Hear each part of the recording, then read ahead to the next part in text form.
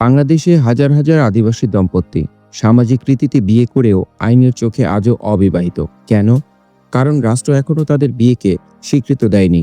এটা কি বৈষম্য নয়? আদিবাসীদের প্রথাগত বিবাহ।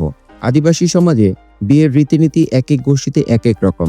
কখনো নাচ গান, কখনো মদ্যপান বা যৌথ ভোজ, কখনো আবার পল্লী প্রধানের উপস্থিতিতে প্রথাগত বিয়ে হয়। এই রীতি অনুযায়ী তারা সমাজে স্বীকৃত স্বামী স্ত্রী। কিন্তু বাংলাদেশে কোনো আইন এই বিবাহকে এখনো স্বীকৃত দেয় না। আইনি শূন্যতা ও তার প্রভাব।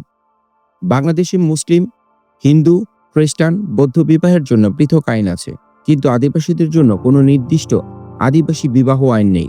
ফলে এই দম্পতিরা সন্তানের জন্ম নিবন্ধনের সমস্যায় পড়েন, স্ত্রী বা স্বামীর মৃত্যুর পর উত্তরাধিকারে বাধা পান, ভরণ পোষণ বা পারিবারিক সহিংসতার মামলায় প্রমাণ দিতে পারেন না যে তারা স্বামী স্ত্রী। সংবিধান ও রাষ্ট্রের দায়িত্ব। বাংলাদেশ সংবিধানের 23-এর ক অনুচ্ছেদ বলেছে, রাষ্ট্র আদিবাসী জনগোষ্ঠীর সংস্কৃতি, ঐতিহ্য ও রীতিনীতি সংরক্ষণ করবে।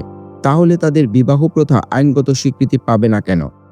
2010 সাল থেকে বহু মানবাধিকার সংগঠন দাবি জানিয়ে আসছে, আদিবাসী বিবাহের স্বীকৃতি দিতে আইন প্রণয়ন করুন, কিন্তু এখনো কোনো পদক্ষেপ হয়নি। আহ্বান: আদিবাসীদের বিয়ে আইনগত স্বীকৃতি না পেলে তাদের নাগরিক অধিকার থেকেও বঞ্চিত হবেন। তাই এখনই সময় আদিবাসী বিবাহ আইন প্রণয়নের। যদি রাষ্ট্র সবার জন্য হয়, তাহলে আদিবাসীরা অবাক করবে কেন?